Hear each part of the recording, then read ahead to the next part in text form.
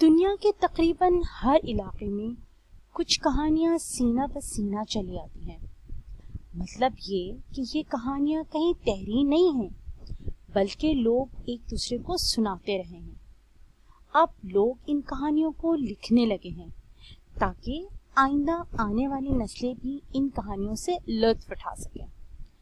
آج ہم آپ کو ایسی ہی ایک لوک کہانی سنا رہے ہیں جس کا نام ہے بولنے والی مچھلی۔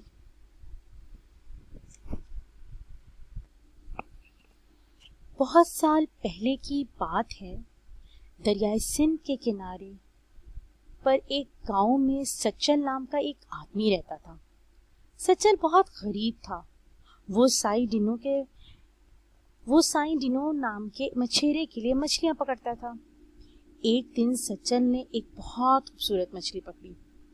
مچھلی سچل سے کہنے لگی، دیکھو بھائی، میرا دم گھٹ رہا ہے اور شاید میں مرنے والی ہوں، تم مجھ پر ترس کھاؤ اور مجھے واپس پانی میں پھینک دو۔ سچل کو بہت رحم آیا، اس نے مچھلی کو واپس پانی میں پھینک دیا۔ سائیں ڈینو نے جب یہ دیکھا تو بہت ناراض ہوا اور اس نے سچل کو نوکری سے نکال دیا۔ بیچارہ سچل افسردگی سے اپنے گھر کی طرف چل پڑا۔ راستے میں اسے ایک آدمی نظر آیا۔ اس کے پاس ایک بہت خوبصورت گائے تھی۔ اس آدمی نے سچل سے کہا، پریشان نہ ہو، تم یہ گائے لے لو۔ سچل کے پوچھنے پر اس آدمی نے کہا، تم 3 سال کے لیے گائے رکھ لو، میں 3 سال بعد آؤں گا اور تم سے 3 سوال پوچھوں گا۔ اگر تم نے ان سوالوں کے صحیح جواب دے دیے تو یہ گائے ہمیشہ کے لیے تمہاری ہوگی، ورنہ میں تمہیں اپنے ساتھ لے جاؤں گا۔ سچل نے وہ گائے رکھ لی اور خوشی خوشی اپنے گھر چلا گیا۔ 3 سال پورے ہوئے اور وہ آدمی سچل کے گھر آ گیا۔ 3 سال پورے ہوئے اور وہ آدمی سچل کے گھر آ گیا۔ اس نے سچل سے کہا، اب وہ اس کے سوالوں کے جواب دے۔ سچل بہت پریشان تھا۔ اگر وہ جواب نہ دے سکا تو وہ آدمی اس کو اپنے ساتھ لے جائے گا۔ اس دن سچل کے گھر ایک اجنبی مہمان بھی آیا ہوا تھا۔ مہمان نے جب سچل کو پریشان دیکھا تو کہا، گھبراؤ نہیں، میں ان سوالوں کے جواب دے دوں گا۔ اور اس نے سوال پوچھنے کے لیے کہا۔ آدمی نے پہلا سوال پوچھا، بتاؤ وہ کیا چیز ہے جو صرف بڑھتی ہے کبھی کم نہیں ہوتی؟